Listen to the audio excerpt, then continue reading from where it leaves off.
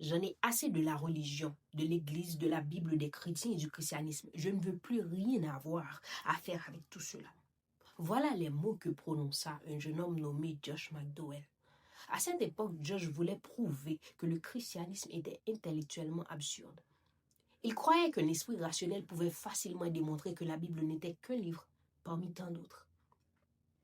Josh McDowell naquit en 1939 à Union City, Michigan, dans une famille marquée par la souffrance. Son père, Wilmo McDowell, était alcoolique et violent. La maison était remplie de peur, d'humiliation et de conflits. Dès l'âge de 11 ans, Josh déclara qu'il souhaitait mourir. Comme si cela ne suffisait pas, un ouvrier de la ferme familiale nommé Wayne abusa sexuellement de lui pendant des années, de l'âge de 6 à 13 ans. Sa mère, épuisée par les souffrances et l'alcoolisme de son mari, répétait souvent qu'elle souhaitait attendre que Josh termine ses études classiques pour mourir. Il les termina et elle mourut exactement comme elle l'avait dit.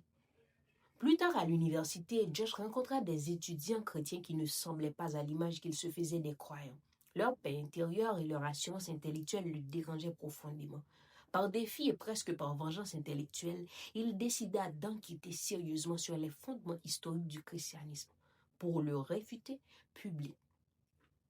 Son enquête devint mondiale.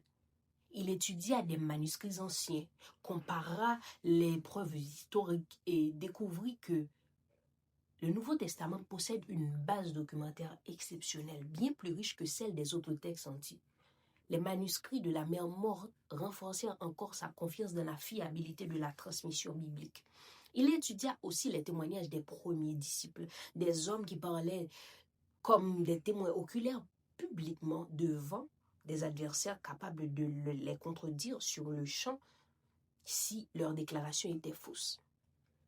Mais malgré tout cela, Josh n'était pas encore chrétien. Il reconnaissait les faits. Il ne pouvait plus les nier. Pourtant, accepter que Jésus soit réellement le Fils de Dieu, c'était un autre combat.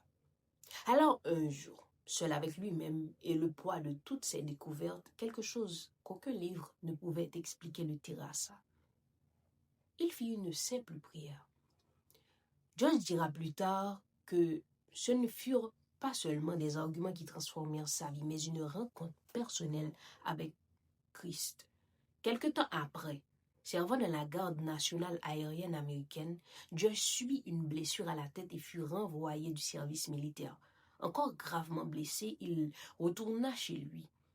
C'était depuis cet état de faiblesse qu'il dit à son père, cet homme qu'il avait terrorisé toute son enfance, « Papa, je t'aime. » Son père le regarda décontenancé. Il ne comprenait pas comment un fils pouvait-il aimer un père comme lui. Il posa la question. Josh répondit sans hésiter. C'est à cause de Jésus.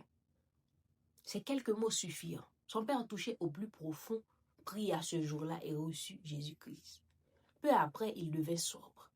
L'homme qui avait semé la terreur dans sa propre maison devint un homme nouveau.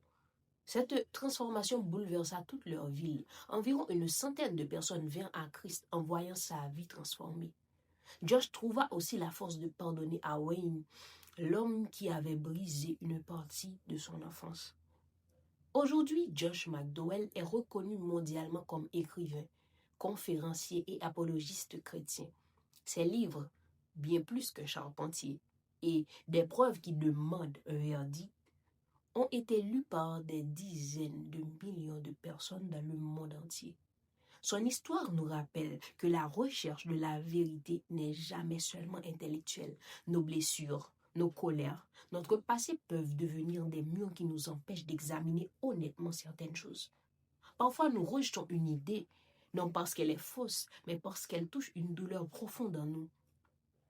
Mais au-delà des preuves et des arguments, l'être humain cherche profondément à être connu, pardonné et aimé.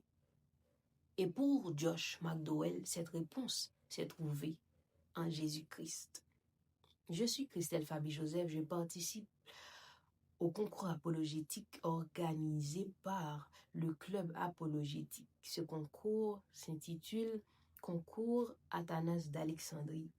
Je suis identifiée par le numéro 001. Votez pour moi en commentaire.